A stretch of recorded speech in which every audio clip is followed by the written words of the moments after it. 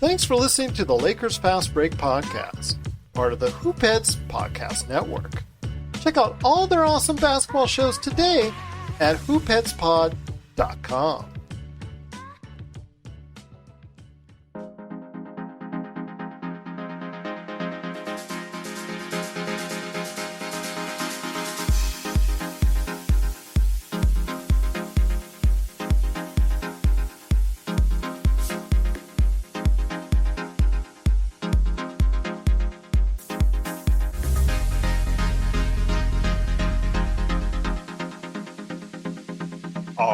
Back for another episode of the Lakers Fast Break podcast. It's Gerald Glassford coming right back at you here from Lakers Fast Break. Pop Culture Cosmos, Inside Sports Fantasy Football, and Game Source. We truly appreciate everyone out there listening to all of our shows. And if you can, please give our show a 5-star review on Apple Podcasts. Plus, if you can like, share, subscribe, follow, or do anything that you can to support us right here at the Lakers Fast Break, Lakerholics.com. And, of course, the Hoopheads Podcast Network, it is sincerely appreciated. Well, you know I love these conversations talking about the draft, which is now clearly a focus for NBA teams, especially if they're not in the running for playoffs, because the NCAA championship game just ended. The NCAA championship season is over. Baylor, the Bears, they're victorious. Everybody's happy for them. They did a great job, had a great game plan, and of course, they came out the victor on Monday night against Gonzaga, and now everybody looks towards the NBA draft. And there is no one better to break down the NBA draft than the man indeed who I have just been so grateful to have in my life as far as a good friend, not only for our playoff coverage, for all the time he's been on, having to deal with me, the whole 9 yards. He is the preeminent draft expert out there. You got to check out what he's doing today. He just always smirks when I say that.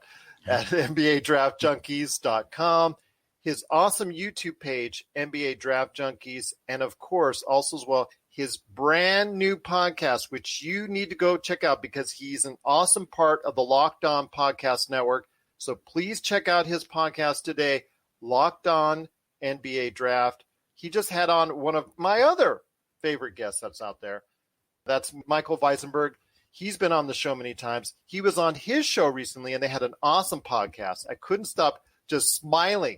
They were starting with me when I first started this podcast. It is a good friend indeed. It is Rafael Barlowe. And Rafael, just great to have you on the show once again. Yeah, glad to be on. Anytime. Well, you know, I'm just so happy for your continued success. You're moving up on the charts up there as far as on the Locked On Podcast Network, making the Locked On NBA Draft Podcast the podcast to go to on the Locked On Network. So I'm so happy for your success.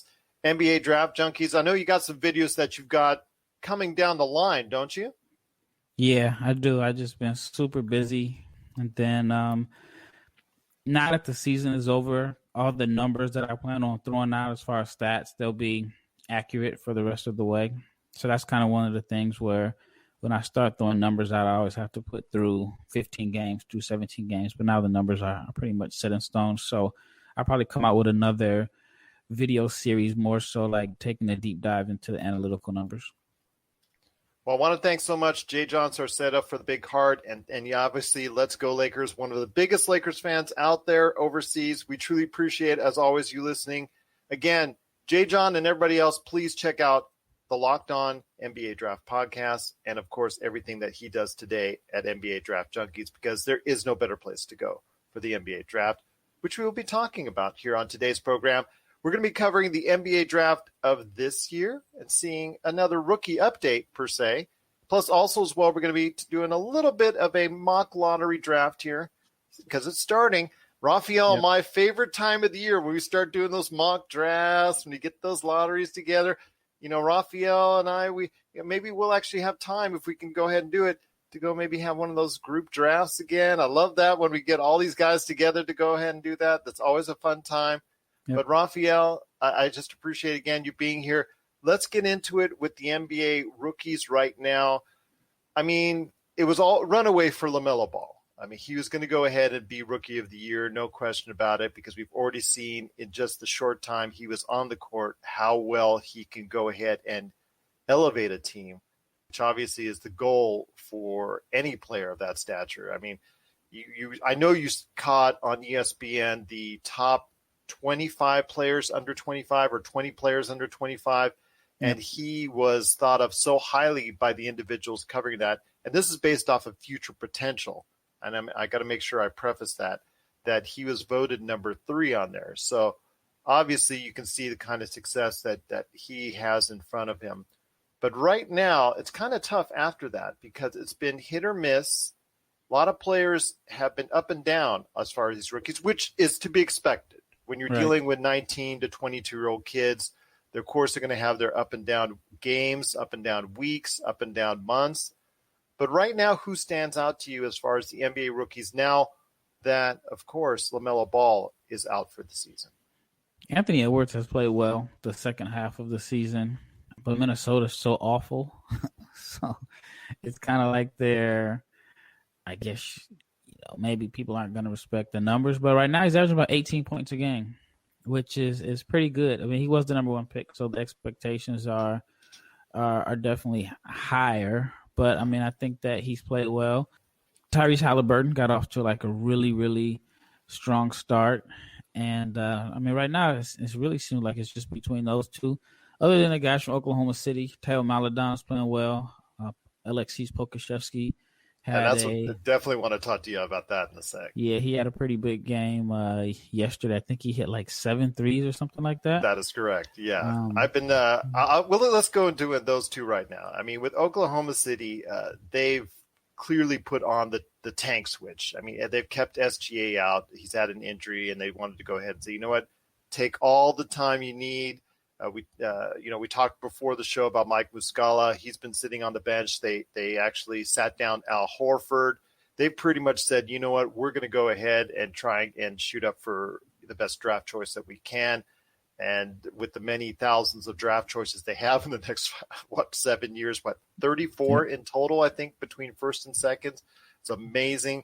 They could actually have conceivably two in the top 5 in this year's draft, which is going to be really something if they can pull that off. But they've decided to go ahead and play some major minutes to Theo Maledon and Aleksej Pokusevski, who at one time in his first stint with the team was, he was being called things like Aleksej Pokusevski because he was, oh for this, oh for that as far as the shooting is concerned. But I've seen a marked improvement from each, and I think this is great. If you're going to tank, but you're going to give all these guys the time. Also, Moses Brown, a young player that's been playing in the middle for them as well. I think it's been a really good thing for the Oklahoma City Thunder for their future.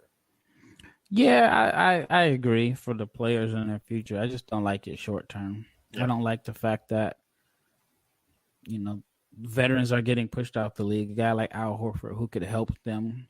We want to lose. We want to lose on purpose. So I don't really like that. I don't think that's good for basketball. I mean, you got Pokusevski, who, he's shown flashes. He's definitely super talented, but he's been given minutes as opposed to earning them, and he's played better for sure. But at one point he was like, he's had a lot of 2 for 10, 2 for 13 games. For the season, he's shooting 34% from the floor.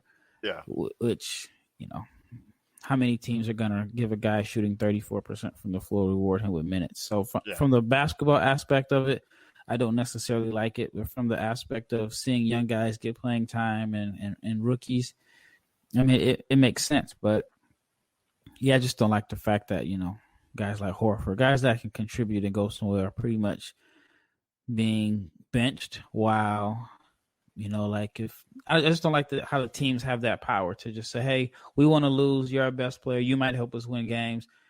We'll pay you to go home. And, a guy like Horford, he's made plenty of money, but he's at the end of his career. Yeah. And so I'm sure he wants to play, but the team has that power. And I guess he could play technically, but he'd have to give back money that he signed for. So I'm kind of torn on that from that aspect of it. Well, you saw the issues with Drummond when he was sat down and put down, not being able to play, and you saw he was finally bought out, although his buyout was kind of minuscule in comparison to, let's say, Blake Griffin, who gave back a ton of money in order to go ahead and be bought out. But yes, I agree with you. Al Horford should be playing. I mean, just the fact that you're showing more competitiveness, but it is still nice to see these rookies getting a chance to see if they can make it. I mean, we've seen Theo Maledon and Aleksej Pokusevski, have some pretty good games. They've tried to start stringing them together, so maybe that will build confidence going forward in the future. And again, you saw with Anthony Edwards in Minnesota. When it comes to Anthony Edwards, are you worried? I don't say worried, but are you thinking that possibly he could be an empty stats guy as far as the concern? Because I hear that more and more around the league right now. Well, I mean, if so, it's the way that they put him in position to be that guy. Yeah. So look at the guys from the Thunder. Again, no knock on them, but it's easier to play if you have no pressure to win. Or, if you make 5 turnovers in the first 2 minutes, your coach is going to be mad, but the people in the front office are going to be like, okay, that's good. That's good. So, I just think has already kind of developed a little bit of a negative rap as an empty stats guy. And it's something that I questioned before the draft because he hasn't been in a winning situation or a winning team in his short career, including high school and AAU. But if that's the case and if that's the knock they had on him, then, this isn't going to help it out. But, if you want to put that knock on him, then you can say the same thing about Karl Anthony Towns because he's had one season where, he played winning basketball, and I was with Jimmy Butler. So, you can say that about a lot of the guys in the league. But Devin Booker kind of had the same reputation until late last year. And then this year, I think the Suns are like the 2nd seed. Zach LaVine is still chasing that, still dealing with that reputation. So only time will tell. This is Rafael from NBA Draft Junkies.com, and you are listening to the Lakers Fast Break.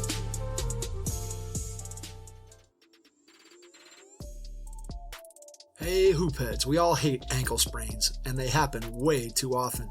Ankle injuries are the #1 sports-related injury. Arise is trying to change that. With the iFast, your athletes get preventative protection and full mobility. Athletes no longer need to wear bulky braces that limit performance and give mediocre protection. Anyone playing sports should be using these products.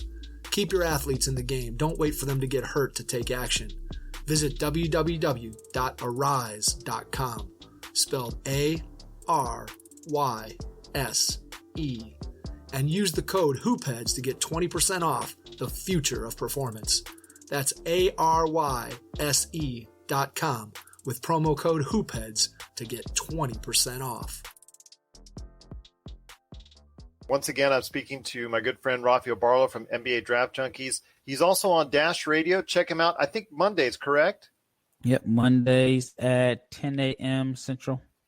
Absolutely. We actually just got on Dash Radio. Check us out Sundays at 4 o'clock in the morning Eastern Time. And also as well, NBA Draft Junkies on YouTube, NBADraftJunkies.com. And, of course, his awesome podcast, which you got to check out right now, the Locked On NBA Draft Podcast. Well, if there's anybody out there, I think, in the draft right now that is making impression, it is somebody who a lot of people were kind of curious about at spot number 4 in this past year's draft, and that was Patrick Williams of the Chicago Bulls. He is making an impression as far as a two-way player and seemingly is going to have a nice future with the team. Your thoughts on Patrick Williams? Yeah, to me, he was the biggest surprise in the draft as far as like where he went drafted. I didn't have him going number 4, but he's been pretty good, and he's still young. He's averaging, roughly around 10 points, 5 rebounds per game. He's had a few games, I guess, out of the last maybe like 5 games, he's put up double figures, and he's been pretty efficient. So the Bulls have to really be excited about his future. Absolutely. And if anybody else in this draft, although this draft is kind of looking a lot like what we thought about it as far as not having those layers of depth, I think that people were hoping for. There is still some standouts, although they're having still up and down seasons. Saddiq Bey, who was doing really well, actually from a bench role, and then he got moved into the starting lineup. He has done okay, but not great since moving into that starting lineup and getting more minutes. Your thoughts on Saddiq Bey? Well, I'm biased. I wanted him in Portland. I was claiming that all The whole draft process. But I mean, he's been good. He's about what I expected, and I actually think this draft has been better than what a lot of people, had thought it would be. I mean, LaMelo is legitimately, obviously, if he's going to be ranked number 3 on ESPN's list, that bumps up the class because a lot of times classes are judged based off of the players that are in it. I mean, Anthony Edwards, 24 points a game in the second half of the year. Halliburton's been good. They said the guys that we talked about, Patrick Williams has been efficient. So I think this draft class was definitely underrated. But as far as Bey, I mean, he's doing what I thought he would do. I saw he just set a record or something like that for most threes for a rookie in team history. I mean, he's averaging 11 points a game. Now Detroit is really bad, but 11 points, 4 rebounds per game, and he's also shooting 38% from 3. So you can't beat that. No, it's especially considering where he was drafted. He was the 21st pick. Yeah, and I know you wanted him on the Portland Trailblazers as a big Portland Trailblazer fan. You and Mikey, so I want to give you both a shout out there. But I know you were asking for him to be on that team because you saw the potential that he had. I mean, Emmanuel Quickley is someone who I've said on this show. I thought a little bit higher of him than some others. I know he was still considered quite a reach in the late 20s when he was drafted by New York. Hasn't really got the time lately that I think he's deserving of because I think they're fighting for a playoff spot. So a guy like him doesn't really get a chance to shine as much, especially the fact that they have a 5-guard rotation in New York. Your thoughts on Emmanuel Quickley going forward? I think in the right situation, or if New York decides to go ahead and give him some more minutes, maybe if not even this year, but next year and going forward, he can be that spark plug off the bench for them. Yeah, he got off to a hot start, which I think a lot of it was magnified because he was in New York, but he's definitely cooled off as of late. You look at the percentages, about 37% from 3, which is good, but he's only shooting about 38% from the floor. And, Tibbs likes to win. He wants guys that can help him win now. He's opposed to, I shouldn't say he's opposed to developing, but he just kind of has a win now mentality. And, I mean, you knew that was coming once they brought in Derrick Rose once he got reunited with his buddy. But, I mean, the Knicks have to be pleased with what they got out of Quickley. I mean, he was the 25th pick, and they put him in a good position, and he's played well. I like him a lot. I just saw things in him, especially with the way he was playing at Kentucky, that I thought would stand out in the league. And then so far, early in the season, it really has. I'm hoping he'll continue to get the chance and opportunity once they realize his potential. I mean, I don't want it to happen through injury, but I think, if you go ahead and give him clear minutes, I think he'll go ahead and make that opportunity worthwhile. Because I think he's going to be someone who's going to get you buckets and be able to play at a level. And he's got no conscience. He's got all the confidence in the world, and he's not going to shy away from that three-point shot. Yeah, and he's been shooting it well. I mean, even like Wiseman, who's gotten a lot of flack on social media for, I guess, just being raw. But if you look at his raw numbers, he's averaging like 11.6 rebounds a game.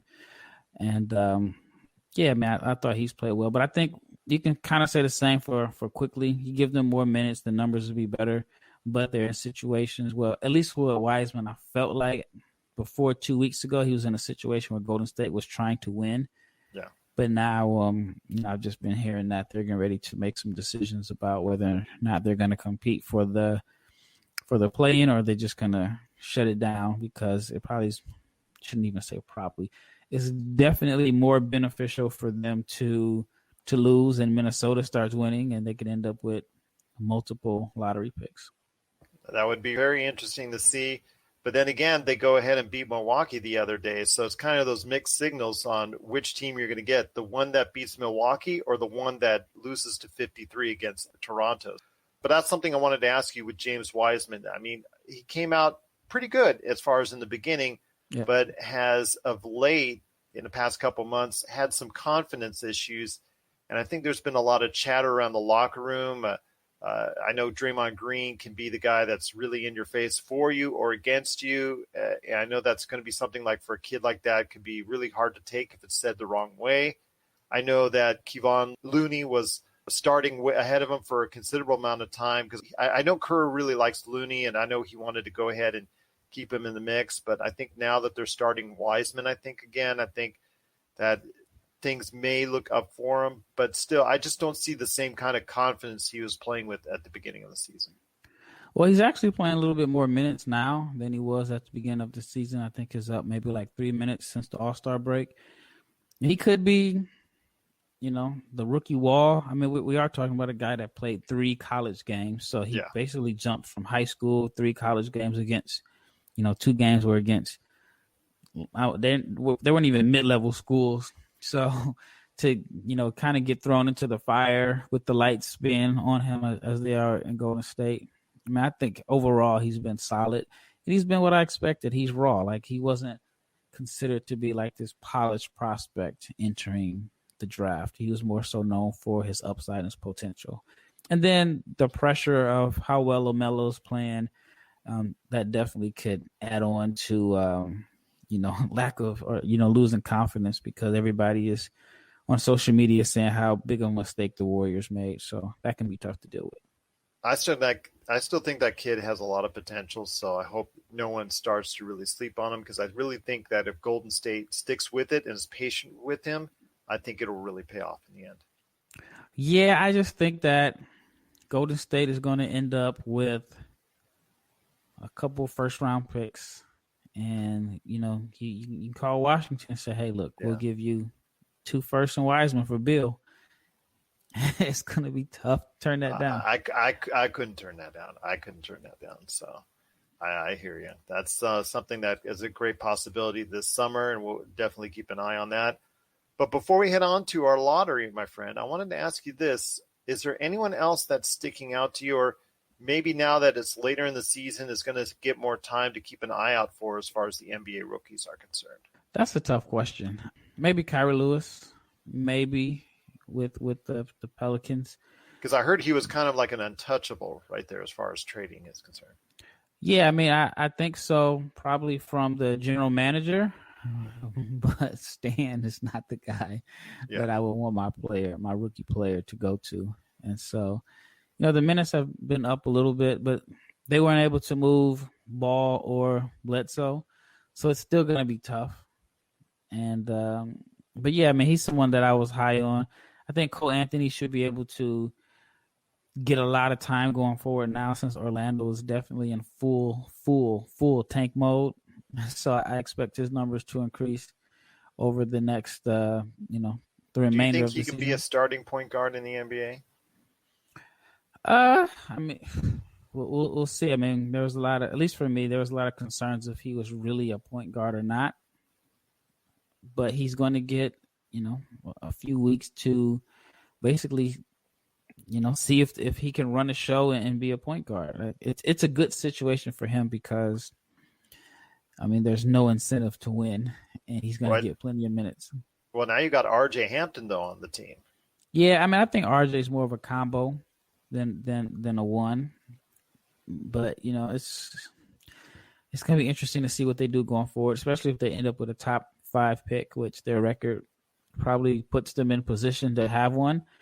And, if you go with, any guy that they select, so let's say it's Cade. I mean, obviously they're going to take Cade, but now you got a really big log jam of young guards, and you've already paid Fultz. You drafted Anthony last year.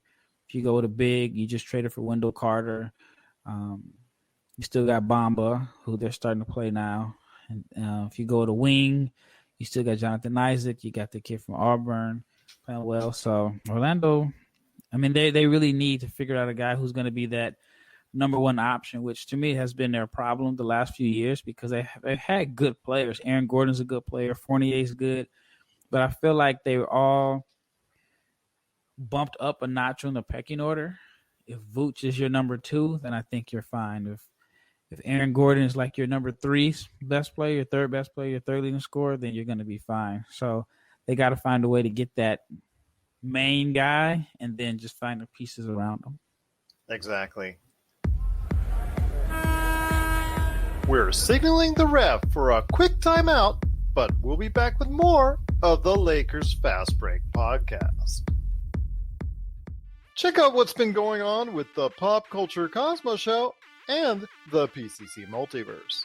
That is by far my favorite because it's also character-driven and the stakes are high and there's much more of a mystery and intrigue to it. A game like Wolfenstein, which people are saying are one of the most socially important video games of the past 10 years. Catch our shows on radio worldwide 7 days a week or at any time on Podbean, Spotify, Apple Podcasts, or on over 30 more podcast outlets. Well, again, I'm speaking to my good friend Rafael Barlowe from NBA Draft Junkies. Please check out his awesome YouTube page, NBA Draft Junkies. And, of course, it's a must as far as you NBA Draft fans and aficionados out there. You have to check out each and every week all the podcasts that he does at Locked On NBA Draft. My friend, I cannot let you go until we talk some NBA Draft for this season, because I appreciate your thoughts on the NBA rookie update that we have for this season as well. But the NBA Draft is around the corner, not in the not too distant future. You already see teams starting to jockey their positions, aka tank for those positions right now as we speak. And we just talked about that in detail with some teams like Orlando, Oklahoma City, Detroit, things of that nature, teams of that nature that are out to go ahead and try and see what they can do, because it is considered right now a 5-player tier draft. The first tier of players seem to be like 5 strong as far as players that you can build a franchise around. So I'm going to ask you right now, I know there's a consensus number 1, although even though all 5 are really good at those top 5. So if you had a number 1 pick, and this is regardless of what team it is right now that's last or things of that nature, because with the lottery, anything can happen as far as number 1. Who would you go with as far as the number 1 pick? Cade Cunningham? Yeah, that's a no-brainer. He's in his own tier, and regardless of who else the team has on the roster, I would take Cade number 1. I think the draft starts at 2. It starts at 2, and then at number 6, then it's all over the place from there. I agree with you on that, and I think everybody else that's been eyeing the draft will say the same, because Cade Cunningham out of Oklahoma State has been such a tremendous individual as far as what he's doing, be able to distribute. I know the shot is still, with almost all these players, the shot is still a little bit in question, but it seems to be rounding. With Cade, I think of all the top 5, he seems to be the one that has the most all-around player. I mean, I've seen he rebounds well, defends at a high level. I've seen him play make for a team that had a lot of players that I don't think were top-tier college players. He was basically carrying that team into the NCAA tournament, so I think he did a really tremendous job. So I would say he's the consensus number 1 as well. But yes, I agree with you. Number 2 starts the questions. I know Evan Mobley has been talked about, and also as well Jalen Suggs. There's also Jalen Green, and then there's also Jonathan Kuminga. The last 2 from the G League Ignite team that played in that G League bubble. I want to hear your thoughts on number 2, because my number 2 may surprise people out there. I like Mobley a lot. I mean, I think I would take Mobley number 2. I mean, there are some questions about whether, you can take a big that high and build around him. I think you can. I think he's just really, really talented, great passer. I think he should be able to make an impact on both ends of the floor. And I am buying him being able to become like a floor spacer and stretch the floor. So I'm high on him. I think Suggs is, a candidate to go number 2.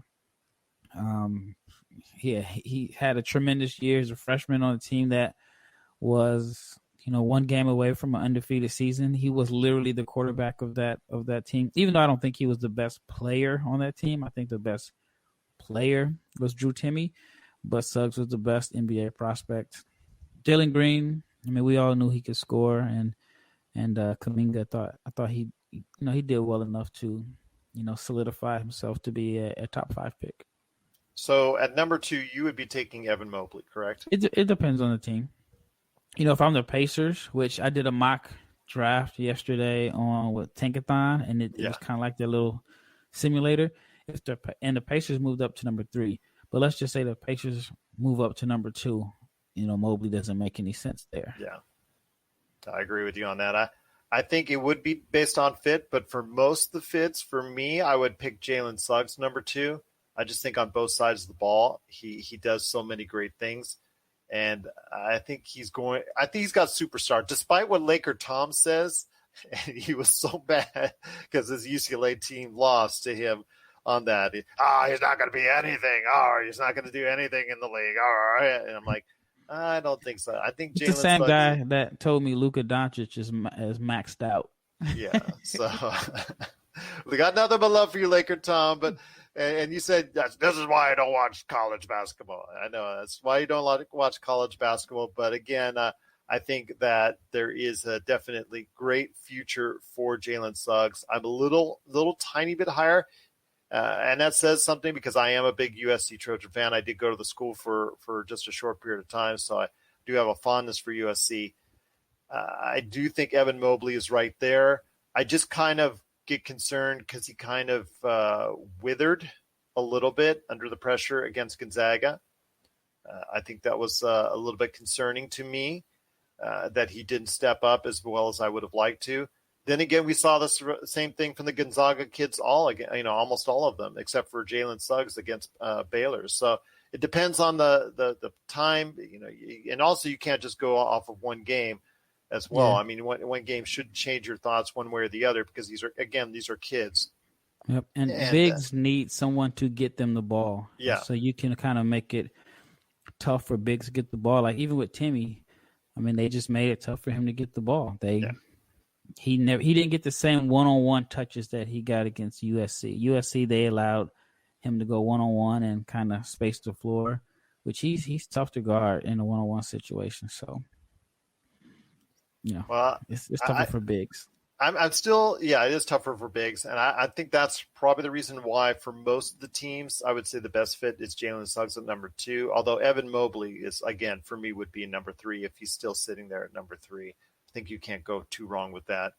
But you would also have Jalen Green right now above Jonathan Kuminga because for me, for a while, I had Jonathan Kuminga a little tiny bit above Jalen Green, but seeing how they ended up and seeing, how more comfortable Jalen Green got, I think he could be right there as a top scorer in the league. I really see him averaging at one point in time, maybe in the mid-20s, possibly even more at some point in time in the league. I think he's just going to be a great scorer.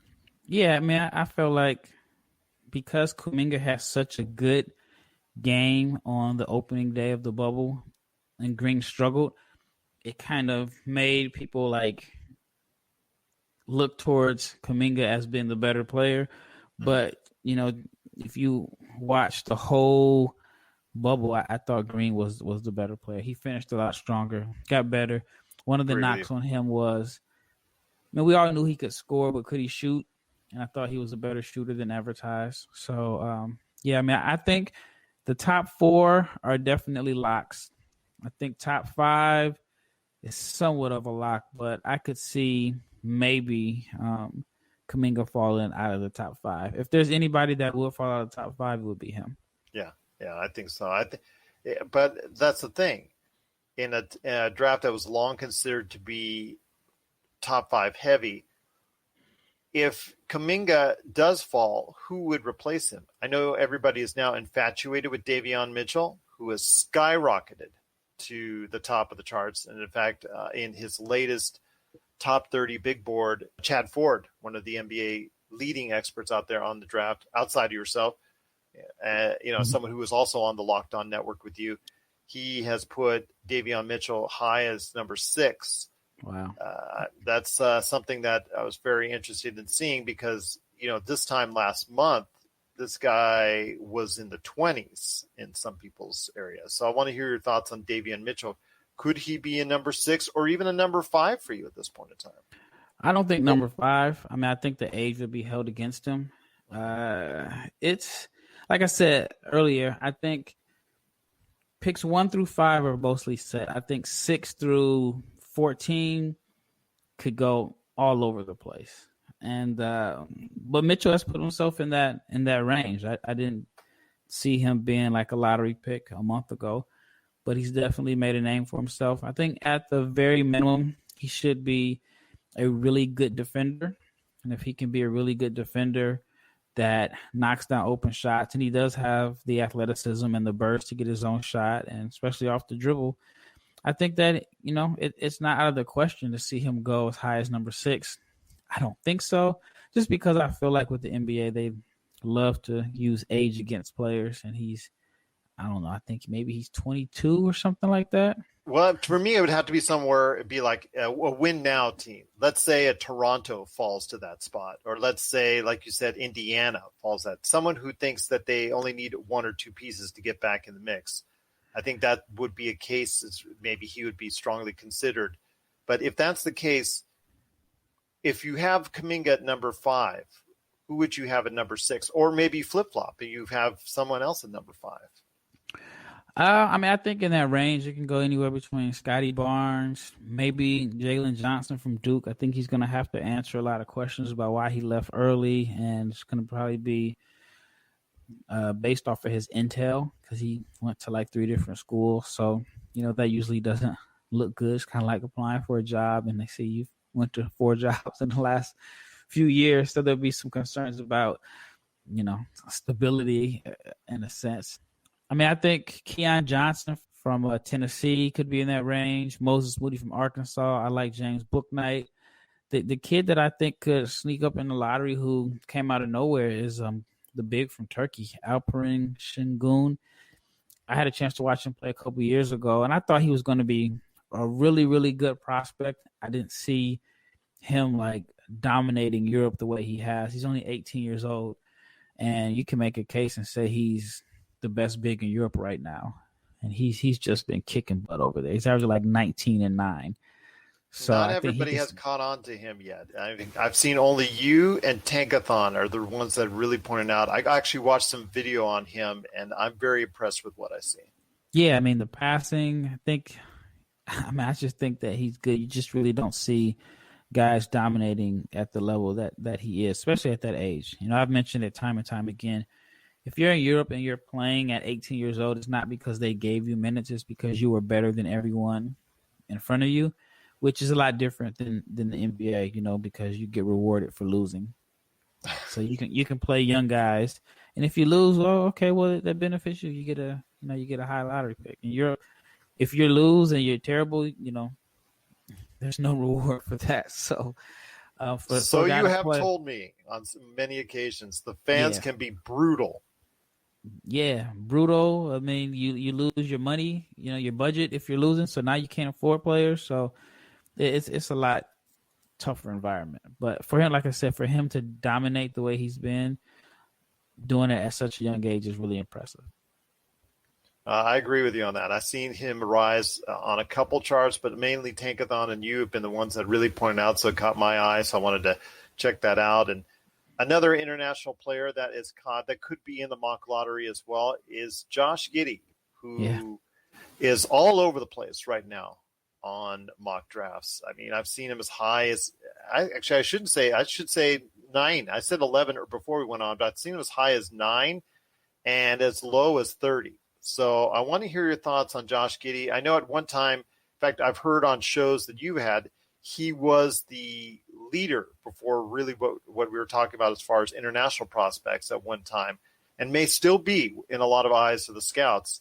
So I want to hear your thoughts on Josh Giddey from Australia, a 6'8" guard / forward, playmaking, he has a lot of similarities as far as the vision and the court awareness of LaMelo Ball, but I'm not trying to compare him to LaMelo Ball. I'm just saying as passing wise, distribution, certain things, although I think he has a lot more to improve upon at this point in time.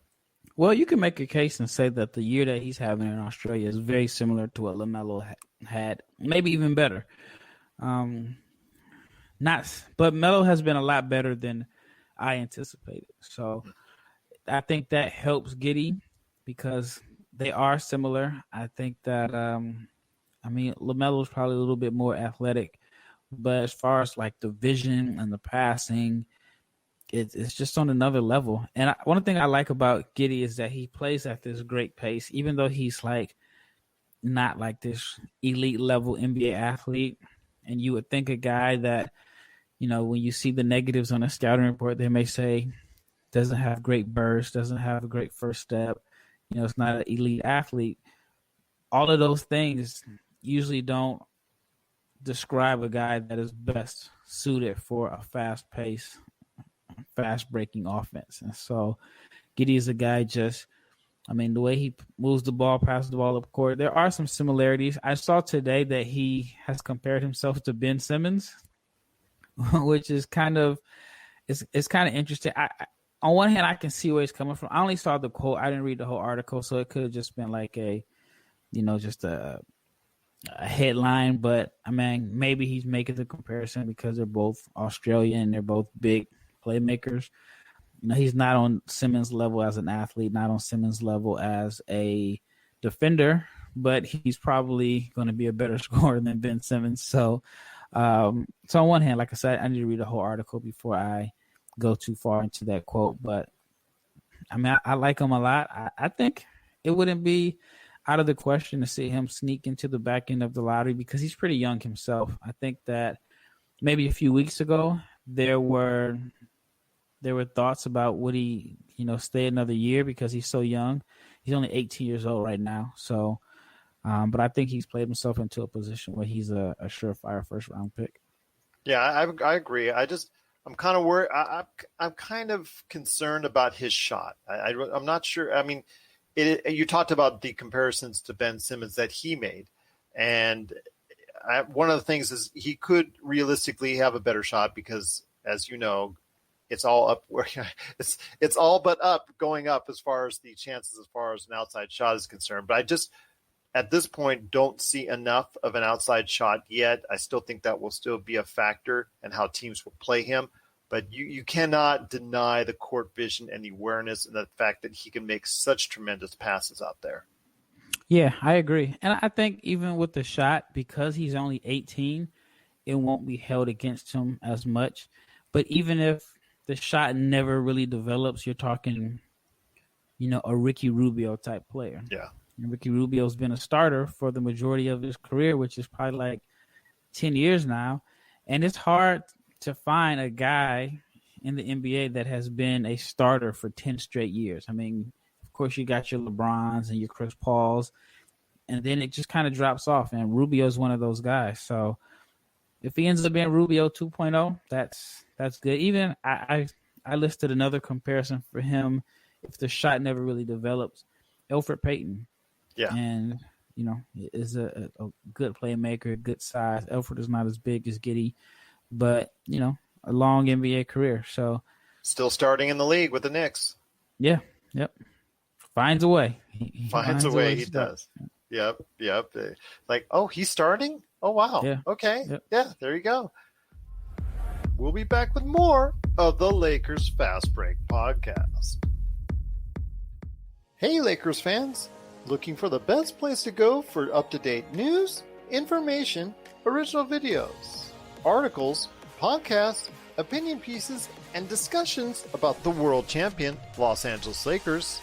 Well, look no further than Lakerholics.com. With a legion of followers always there talking about everything Lakers and the NBA, there's no better place to go to share your fandom as the team heads toward another championship run. So stop by and be part of the conversation today at Lakerholics.com. Josh Giddey is going to be someone a lot of people are going to take a look at. To the domestic side, someone who has gotten a lot of pub, got a lot of high-profile games, and that is Franz Wagner of Michigan. Your thoughts on Franz Wagner? I think he's an excellent rebounder for his size. I think he's got a toughness to him. Got an edge. I know he may not have the top side of some of the other players, right, that he's being projected around, but I still think he can be someone in the, I guess, say lottery area that people can go ahead to and have confidence he's going to be a good rotation player. Yeah, he just does a little bit of everything. He can defend multiple positions. He's a decent athlete, gets a fair amount of steals, can put the ball on the floor. The knock on him was his shooting, but I felt like he did a pretty decent job of answering that this year, even though it wasn't really on a high volume of attempts. But he just has this versatility that is going to be so valuable in today's NBA. So I see why he's in that range as a potential lottery pick. It's funny because when I went to this tournament in 2019, Pokusevski played in the tournament. Şengün played in the tournament. Usman Garuba is another guy that his name has been mentioned as a possible first round pick, and all of these guys were in this particular tournament.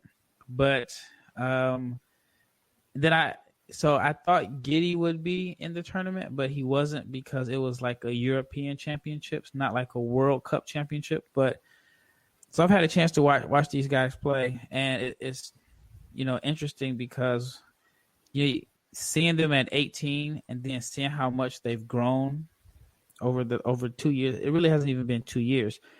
I only thought Garuba had potential to be a first round pick or lottery pick in that range, but two of those guys have really developed over the years. And if Pokusevski would have came out this year, he would have been a top 5 pick in my opinion. So yeah. It's just cool for me that I can say that I had a chance to watch these guys when before anyone knew about them, and I had them on my list, on my radar. So it just kind of gives me the confidence that okay, I think I know what I'm doing a little bit. Well, I'm rooting for Pokusevski personally. I really think that I was high on him. Coming out of the draft, I thought he was going to be able to do some good things. Just obviously with him, it's an issue of strength going forward, but I think he can play a role on a team, and I see. Once he gets that confidence and consistency there, you never know. I just think that he also has those playmaking skills and vision that he can go ahead and play at a good level for a team. So I think there is a future for him. Yep. But before we head on out, my friend, 2 more last players I'd like to go ahead and talk about that are still being talked about right around the lottery level. First one is a big guy. Another big guy. We talked about the guy from Turkey. We talked about, obviously, Evan Mobley. And then also we need to talk about Kai Jones of Texas, because Greg Brown got a lot of the pub early on at Texas, and whether it was his raw athleticism that got people's interest, and then the fact that he's very raw and at all the other parts of his game, maybe that detracted from him. He's kind of dropped. And someone who's taken his place on the team as far as the potential is Kai Jones. So I want to hear your thoughts on Kai Jones, 6'11", big man. And I think he has a lot of potential, but I'm not sure I would take him as far as until you get to maybe around 9, 10, 11. I think that's probably where I'd start looking at him. Yeah, he's a really interesting prospect because he has – I'm trying to think of the best way to describe it. All right, I'll put it this way. If he ends up being a 5-time All-Star, I would not be shocked. If he flames out after his rookie deal, I would not be shocked. He still seems a little raw. I mean, the numbers, especially the shooting looks good. I think he shot like 38% from 3. He's a really good athlete. He's skilled, but at the same time, it's just something about his game that scares me. I would love to see him go to like Toronto, because I think Toronto does a good job of developing guys. But I think his basketball IQ is still a work in progress right now. Like I said, he's raw. And then his game is just kind of not visually pleasing to me. But overall, he's a good athlete. For his size, he moves like a guard or a wing. Very agile, plays hard, runs the floor. I think like the shooting, there's upside as a shooter. Maybe a Siakam type game. Maybe that's like his upside. Maybe it's like a bigger Siakam. If you take him, you've got to be a GM that's secure in your position. I mean, I don't even know if there's a such thing as job security in today's NBA. Let's share. I mean, Donnie Nelson's been there forever. Rob Pelinka has security. Other than that, man, maybe Daryl Morey. I don't know too many guys that. But if Masai Ujiri leaves Toronto, he can get a job from almost anywhere in the league. Oh yeah, definitely. That's what I'm saying. That's where I'd love to see him go. I would love to see him go to Toronto. Maybe what's the guy's name? And it slips my mind right here. The guy in Oklahoma City. He's just been given an extended security because there's no expectations on them right now. Yeah. But I'd love to see him go to Toronto. Other than that, I think like if he falls into, let's say, I hope that I never end up hurting my career because I'm talking bad about the team. But let's say he goes to the Kings. I don't think that's the best fit for him and his long-term growth. There's some organizations that don't really have a track record of really developing their guys. So yeah, I think that where he goes is going to play a major, major role in his career. He goes to the right organization that develops guys, then I think the sky's the limit.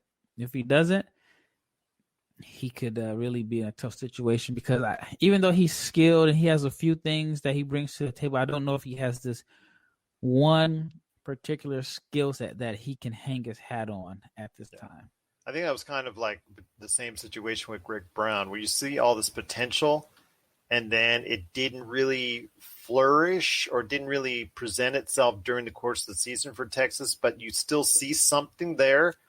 And you're just not quite sure what it is but you see a little bit more from Kai Jones at this point in time. Yeah, I mean, with Greg Brown, it's just all athleticism. Like, you just see this world-class, freakish athlete that, has this athleticism that you can't teach. I mean, he's only there's probably not 10 basketball players in the world that have Greg Brown's just vertical pop and athleticism, but he's not skilled. That's the thing. At least I feel like Jones is more skilled. But, the NBA is all about potential and upside. I think despite not having a strong year, despite the fact that Texas couldn't even play him down the stretch, I still think he ends up as a first-round pick, despite all his negatives. I mean, like I said, it's all about his athleticism. Skill-wise, maybe a decent rebounder. Maybe I think his upside is Derrick Jones Jr. I think that's best case scenario. But even Derrick Jones Jr. took a few years to develop. Yeah, that he did. I mean, I remember it was just like a second-round draft choice at a UNLV, if I remember correctly. I don't even know if he was drafted.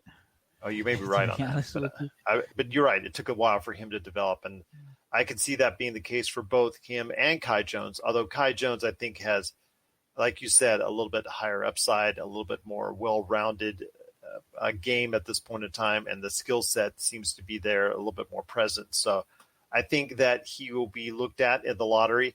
But one last name I want to ask you on is someone who played recently in the national championship game, who was actually on the higher end of the lottery, but seems to have dropped a little bit because of some, past couple games, at least the last couple games, both against UCLA and also as well against Baylor.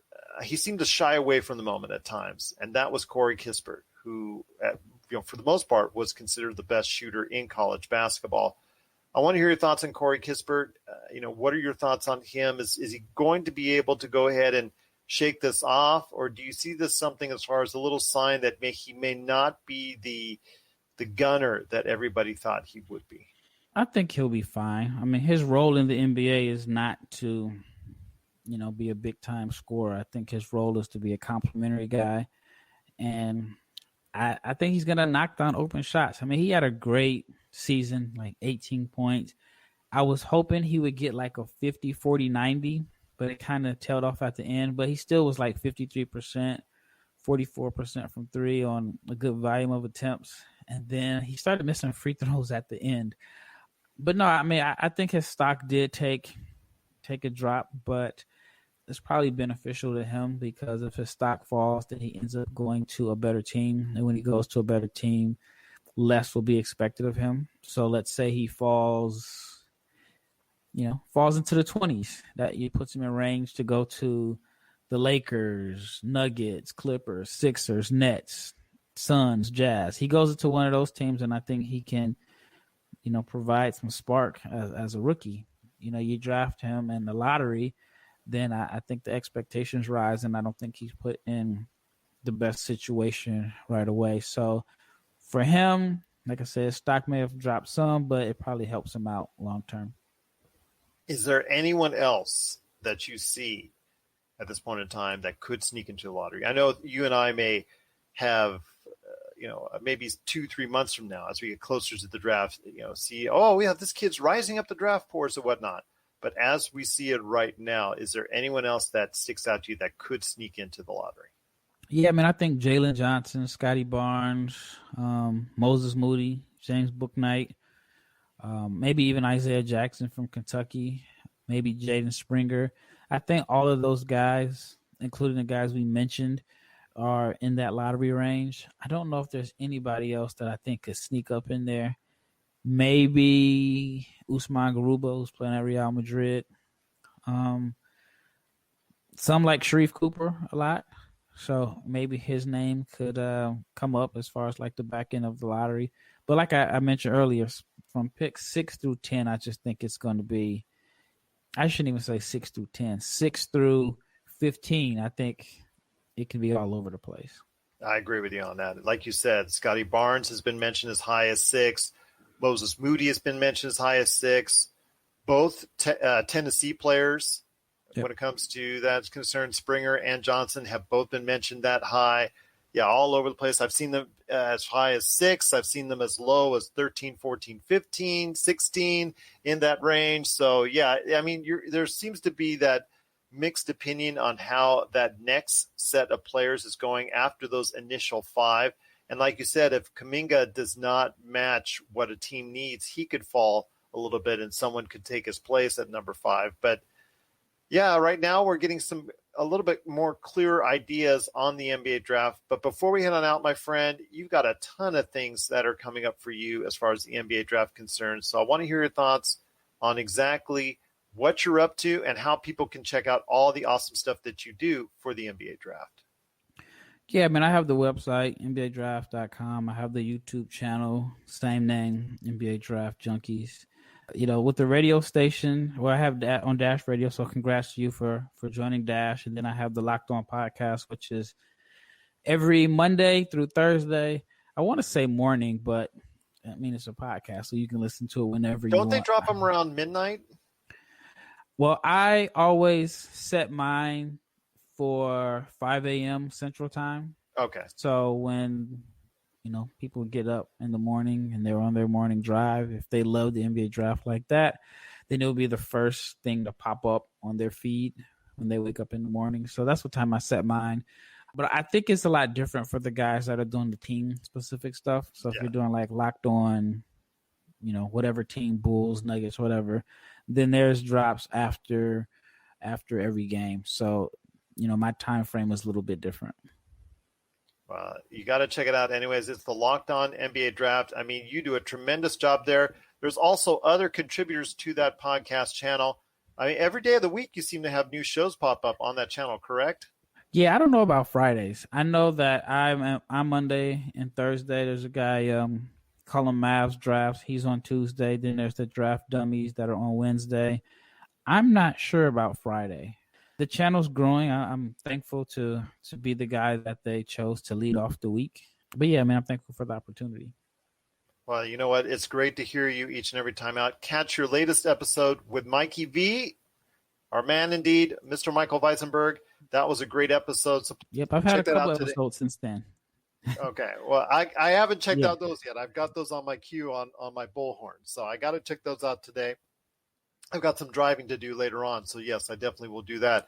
Please check out especially the great episodes you had with Michael Weisenberg at Locked On NBA Draft and all the stuff that you're doing on Locked On NBA Draft. Of course, your Dash Radio show that you can hear every Monday and everything that you're doing at NBA Draft Junkies on YouTube. Any profiles coming up very soon or in the not-too-distant future? Yeah, I plan on dropping some this weekend. I think the first one I'll do is, I got to do him. His name is hot right now. That's Davion Mitchell. So I should be starting to crank him out. Yeah, he's hot. I mean, Giddey's been hot too. I mean, I've been seeing the views for Giddey go up. I mean, I want to say, it's not a crazy amount, but it's probably been like 2,600 views in the last few days. But yeah, I'm at the point now I'm ready to just start cranking them out. I saw yours with Josh Giddey, but I'm going to be honest with you. I've been seeing for the past week nothing but a lot of hours of Australian broadcasters. I'm just going to tell you that right now. So okay. Catching a lot of games to check him out to see if he's actually going to be someone that should be considered at the top of the draft, because I'm formulating my mock draft, as I know you are on your mock drafts as well, coming up for NBA Draft Junkies ThriveFantasy.com. When would that come out? I dropped a lottery on my latest Locked On episode. So my mock lottery is actually out right now on the Locked On draft. And I did the Tankathon simulator, the lotto simulator. So it was actually pretty cool. It was, I hit the sim. If you haven't been on Tankathon, go to tankathon.com, and then they have like this lottery simulator where it's kind of like your own version of what happens in Secaucus. And when I did mine yesterday, the Pacers were the big risers, and they ended up with the third pick. So I got it right here. I got it right here. There we go. Oh, what's this, Rafael? It's got to have your last name too, man. You're Rafael from NBA Draft Junkies.com. At least they got the site. Well, I mean, I'm in charge of writing that out, so that's on me. Okay. All right. So got to make sure we get the full name in there because you do such tremendous work. It is Rafael Barlowe from NBA Draft Junkies.com. Check out his stuff that he's doing, NBA Draft Junkies on YouTube, NBA Draft Junkies.com. His awesome show every Monday on Dash Radio, and then, of course, everything he does all week long at Locked On NBA Draft. Well, my friend, next time around, I want to go ahead and start talking about who the Lakers might be looking at, although it's kind of tough to say where the Lakers will be because it depends on LeBron, our cyborg. See, we talked about him so much as a cyborg. Little did we know Solomon Hill was going to run into him. And also as well, Solomon Hill was in the NBA until that happened. Yeah. I mean, I know he played for Miami last year, but yeah. He's one of those guys that, as you and I have talked about, they always seem to hang around year after year after year. You're not sure how, you're not sure why, but he does. But yes, he makes it, yeah. Yeah, he makes it. But again, we'll see where the Lakers end up, but we'll try to go ahead and get a better gauge next time around where the Lakers will be and who they'll have available at that point in time in the draft. Plus, I also want to hear your thoughts in the NBA. Portland is a team that I think is very good, could be really good, especially because they're getting healthy at the right time. But nobody seems to be talking about them, which is kind of strange because they're right there in the mix for the third, fourth, fifth positions right there. They can actually sneak realistically with a nice winning streak into second.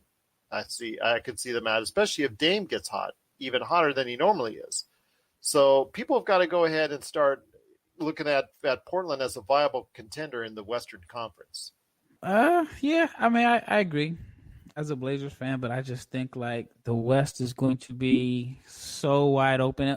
We say that every year, but I mean, nobody would have expected Utah and Phoenix to be 1-2.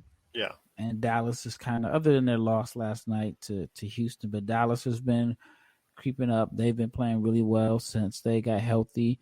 And then Denver's been good. I mean, they got off to a slow start. I mean, the playoffs in the West is going to be a bloodbath. I mean, where are the Lakers at right now? Like fifth or something like that? They are fifth as we speak. So as of today, if I'm not mistaken, if it stays the same, which I would actually love it, Lakers, Clippers, first round, that would be very interesting. One of those teams is going home, and I mean, imagine the disappointment of one of those teams going out in the first round. Fans should be allowed into the arena at that time, so I mean that'd be good. And so yeah, I mean, I could see if it's a Blazers Suns first round matchup, I think Portland could win that one. I think if the Lakers fall to 7 by any chance, who wants to play them in the first round? That'd be very interesting to see. Yeah, so yeah, man, I'm looking forward to it. I'm looking forward to it as well, my friend. We'll see what happens. I just want AD and LeBron to come back healthy, and the Lakers are a viable contender anywhere they're at. But again, in the West, it's going to be, like you said, a bloodbath because you've got several teams which can not only can compete and win conceivably the Western Conference Championship, but the NBA Championship as an NBA title contender against Brooklyn, who like we have picked even before the season, plus also Milwaukee and Philadelphia. That's more like a 3-team race right there. Maybe you can throw in Miami. I'm not sure yet. We're still kind of on the fence there to see if they can regain that kind of momentum. But yeah, there's. It looks like it's really going to be a fun stretch, coming into the end of the season right now. Yep. Yeah. As of today, it would be Lakers Denver first round. Oh so my gosh! You can get the Western Conference Finals in the first round, and the guy who's going to be the MVP. So Yeah, LeBron would be most, not only just because of playoffs, but I think he would be really motivated to play against Jokic if Jokic wins the MVP, which he is the current favorite right now, I think, from everybody, just because of the fact there's been so many injuries and things of that nature involved. But yeah, I'm looking forward to. Well, why Donovan Mitchell is averaging 25 a game with the team with the best record. His name has not been mentioned. Devin Booker's averaging like 25 a game. The Suns are 36-14. Damian Lillard. Yeah, I mean, other than the year Westbrook averaged a triple-double, which had never been done, I can't expect a guy whose team is in sixth place to, Well, yeah, if he falls below fifth or sixth, I mean, if they're in that range, then it's much harder to go ahead and pick Jokic. But the way they're playing right now, I think has kind of pushed him into that forefront. I think because they've won 7 in a row. They got Aaron Gordon, who seems to be a good fit for them. So we'll definitely see what happens. But I think that's putting him to the forefront right now as far as the MVP talk is at this time. Yep. Well, my friend, it's been so awesome talking to you about the NBA draft, not only this year on our rookie update, but also as well as some NBA draft lottery hopefuls, getting everybody an idea on exactly who scouts and obviously the experts like Rafael are looking at. It's been so great to have you on the show, my friend. I'm looking forward to the next time you're back on. You know the red carpet's always there for you. And I tell you what, it's just so awesome to talk to you again. And I look forward to speaking more NBA draft with you and the NBA, of course, right here at the Lakers Fast Break Podcast.